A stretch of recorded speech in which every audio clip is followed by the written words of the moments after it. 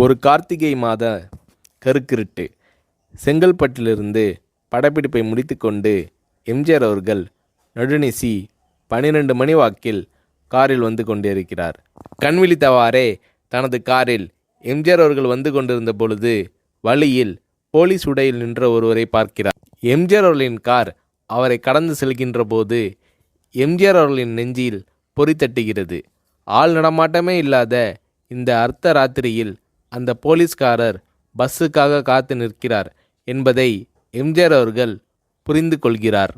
உடனே தனது டிரைவரிடம் காரை நிறுத்த சொல்கிறார் எம்ஜிஆர். கார் பின்னோக்கி வருகிறது. போலீஸ்காரரின் அருகில் காரை நிறுத்தி கதவை திறந்து ஏறுங்கள், எங்கே போக வேண்டும் என்கிறார் எம்ஜிஆர். பரவாயில்லை, நான் பஸ்ஸிலே வந்து விடுகிறேன் என்கிறார் அந்த போலீஸ்காரர். நேரமாகிவிட்டது, இனி இந்த ரூட்டில் பஸ் கிடையாது, ஏறிக்கொள்ளுங்கள் என்று எம்ஜிஆர் அவர்கள் வலுக்கட்டாயம் செய்ய போலீஸ்காரர் வேண்டா வெறுப்பாக ஏறுகிறார். காரின் உள்ளே லைட் போட்டு சாப்பிட்டீங்களா என்று கேட்டுக்கொண்டே தனது சீட்டுக்கு பின்னால் இருந்த பிஸ்கெட் பழங்களை எடுத்து கொடுக்கிறார் எம்ஜிஆர். இப்படி ஓசியில் பயணம் செய்வதே எனக்கு உடன்பாடில்லை. இன்னும் நீங்கள் உண்ண சொல்லி வேறு என்னை இழிவுபடுத்தாதீர்கள் என்று போலீஸ்காரர் மறுக்கிறார். எம்ஜிஆர் அவர்கள் பூரிக்கிறார். இருப்பவனிலிருந்து இல்லாதவன் வரை படித்து பதவியில் இருக்கும் எத்தனையோ பேர் எனக்கு அது வேண்டும் இது வேண்டும் என்று எம்ஜிஆர் அவர்களிடம் வேண்டியதை பெற்று செல்கிறார்கள். ஆனால் சாதாரண பொறுப்பில் இருக்கும் இந்த போலீஸ்காரரின் நேர்மை எம்ஜிஆர் அவர்களை மெய்சிலிர்க்க வைத்துவிட்டது. எம்ஜிஆர் அவர்களின் கார் கத தூரத்தில் வந்து கொண்டிருந்தாலும் காரின் நிறத்தையும் ஒளியையும் மனம் கமலும் ஓடிக்கான் வாசனையையும் வைத்து இது எம்ஜிஆர் அவர்களின் கார் என்றும் கார் சென்ற தடத்தை தொட்டு வணங்குகின்ற அளவுக்கு புகழுடன் திகழ்ந்த நேரம் அது. அரை மணி நேரம் கார் சென்று கொண்டிருக்கிறது. ஆனால் அதுவரை எம்ஜிஆர் அவர்களை பற்றி பெரிதாக போற்றி புகழ்ந்து பேசாமல் அந்த போலீஸ்காரர் வந்ததே புரட்சித் தலைவர் எம்ஜிஆர் அவர்களுக்கு அந்த போலீஸ்காரர் மீது மரியாதையை கூடுதலாக்கியது. நான் தான் எம்ஜிஆர் என்கிறார் எம்ஜிஆர். கேள்விப்பட்டிருக்கிறேன் என்கிறார் அந்த போலீஸ்காரர்.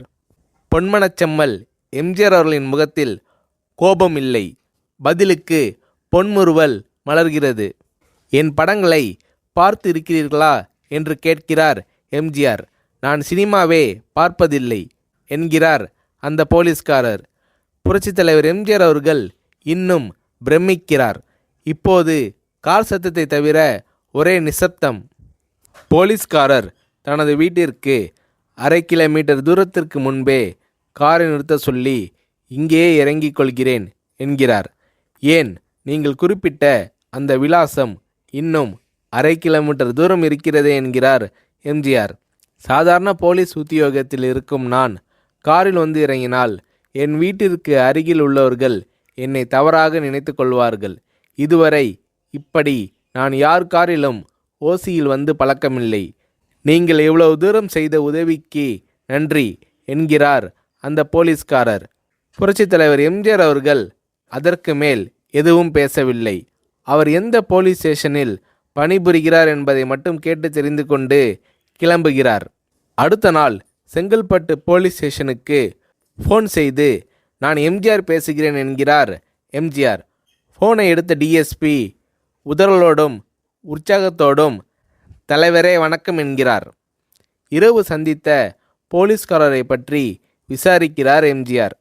அந்த டிஎஸ்பி சொல்கிறார், நீங்கள் குறிப்பிடும் அவர் இன்று விடுப்பில் இருக்கிறார். அவர் கையூட்டு வாங்காதவர், கடமை தவறாதவர், காவல்துறையின் நேர்மைக்கு இவரே இலக்கணம். வெற்றிலை பாக்கு, பீடி, சிகரெட் போன்ற போதை வஸ்துக்கள், நாடகம், சினிமா போன்ற பொழுதுபோக்கு அம்சங்களையெல்லாம் இவர் அறியாதவர்.